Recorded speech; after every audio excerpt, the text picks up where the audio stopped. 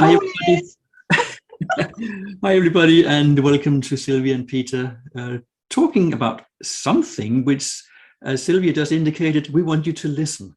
So I would call it shut up and listen, not to be rude to you guys or to you, Sylvia, but the art of listening is something that people do naturally. Some get taught how to do it and they struggle or they get good at it. But a lot of people do not listen. And that causes a lot of problems. And it's not just a business issue that people don't listen. It's not just a, family issue, but it is also a mental health issue.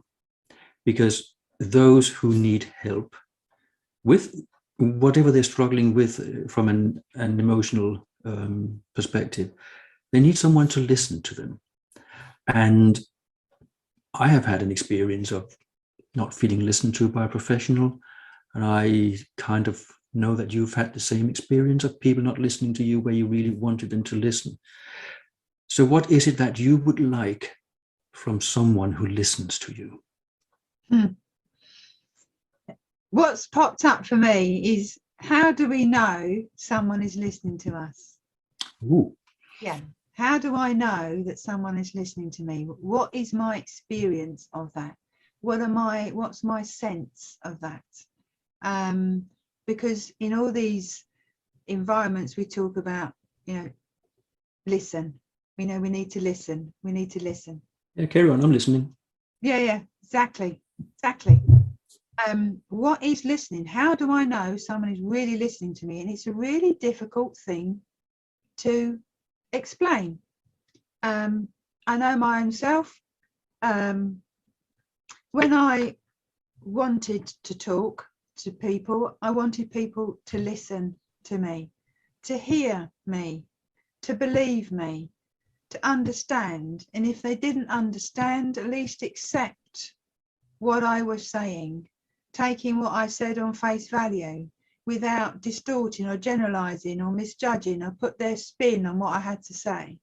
But it's very difficult to explain. We just know. But how do we know that someone is listening? What is it that they are doing? Is it a case of nodding in their right places? It's on a different level, and it's really difficult to describe.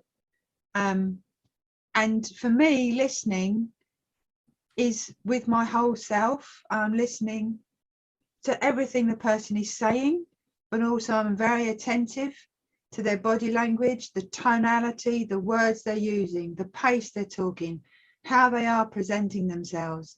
And it's being 100% present with that person. I'm not thinking about what I'm going to have for tea or what Peter's doing in the corner over there or, other things. And it's very, very difficult to explain the sensation of being really and truly listened to. And I know that's one of the things, and it's not about fixing. When I was struggling, I didn't want people to fix things. I wanted them to listen for once to what I had to say and hear me, believe me, understand. And it's really difficult to explain how that feels. What you just mentioned there, the fixing, I think that is where we know that people aren't really listening, especially when we're looking into the mental health area of conversations, because trying to fix something is very often the easy way out.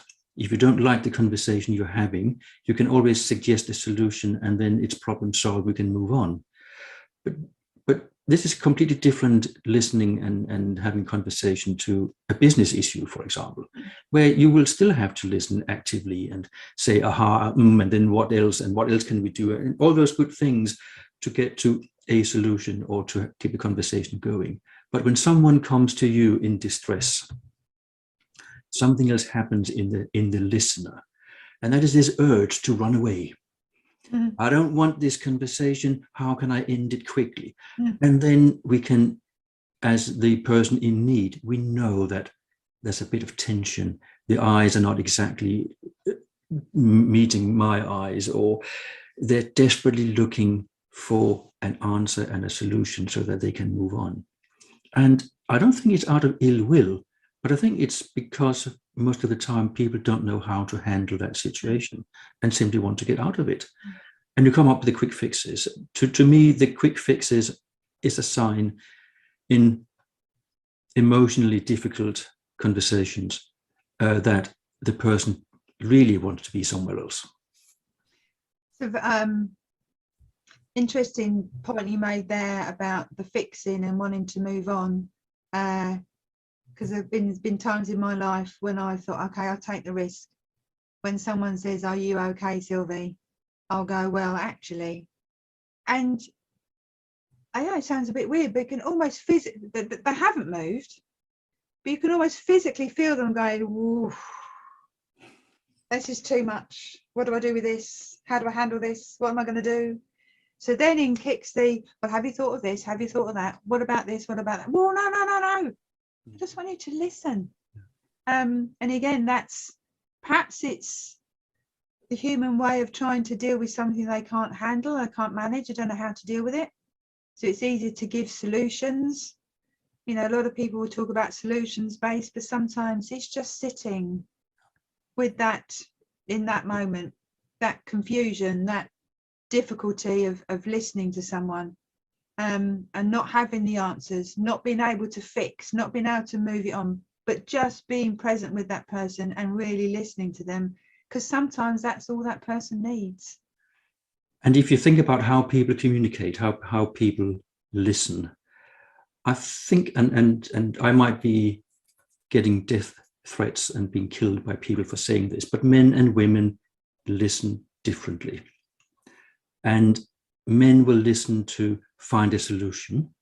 Women listen and communicate to be more supportive and hear this and what about this, what about that, and yeah, I know what that feels or like, or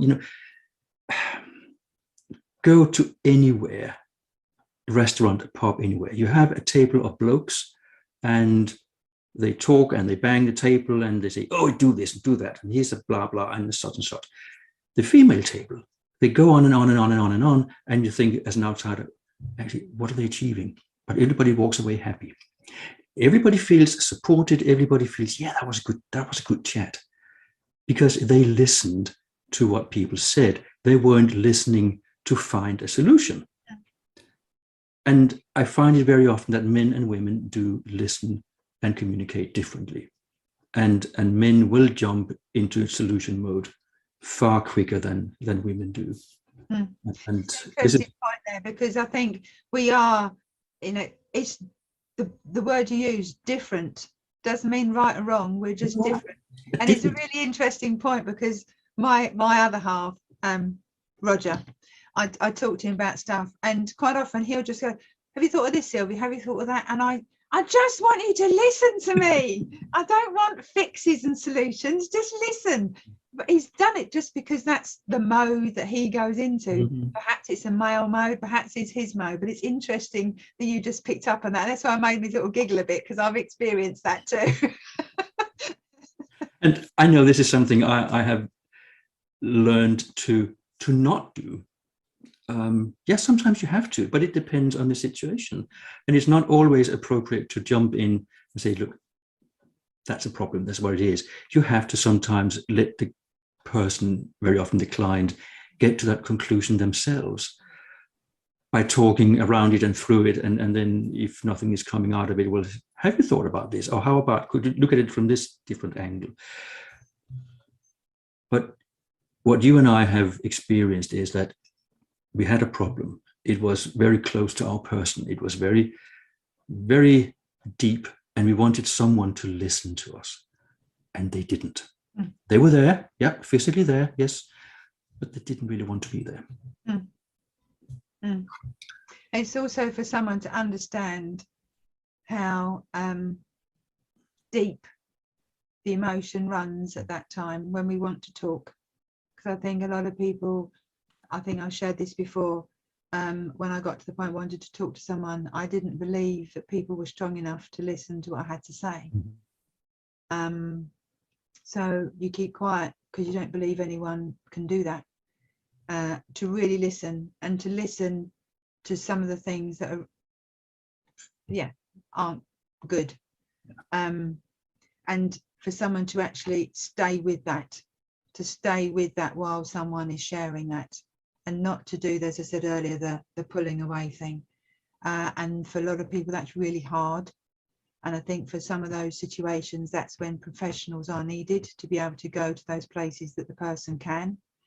And for that person to realise and recognise that that person can be their sort of, they can accompany them on that journey and listen to some of the most horrific things that someone may want to share.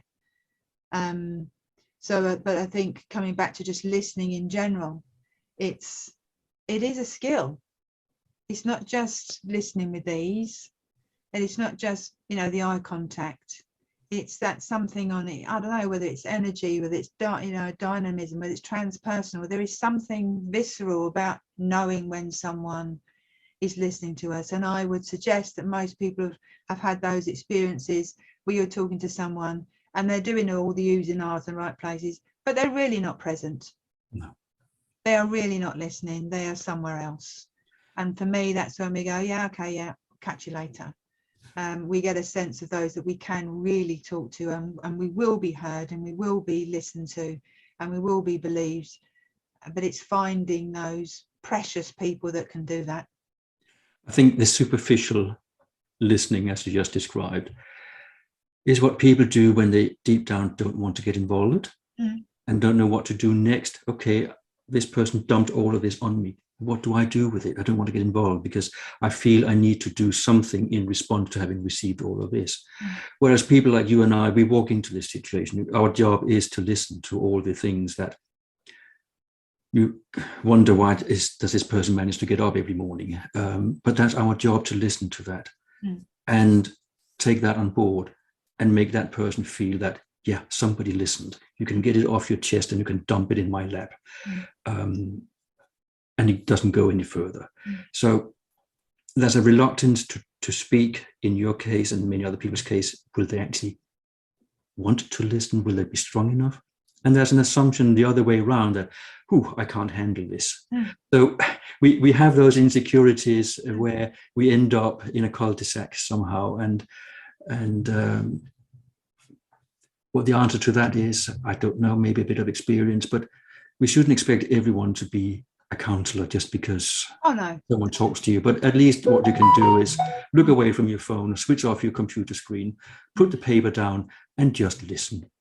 Doesn't cost anything. Sometimes that's all someone wants. I've had those experiences before, and I'm sure you have. People come in, we talk, we converse, and they go and they simply go, thanks for listening. Yeah. And that's all they need. It's a simple thing, but can be so, so powerful. What are your experiences out there of listening or being listened to? Do you find it difficult to listen? Do you really want to but don't know how to? Or are you the one that everybody comes to and you're tired of listening? There's so many aspects of listening, but it's a good thing to do, and we do need to be listened to. So thank you for listening to us. Thank you. Yes. Bye now. Here we are. Bye-bye.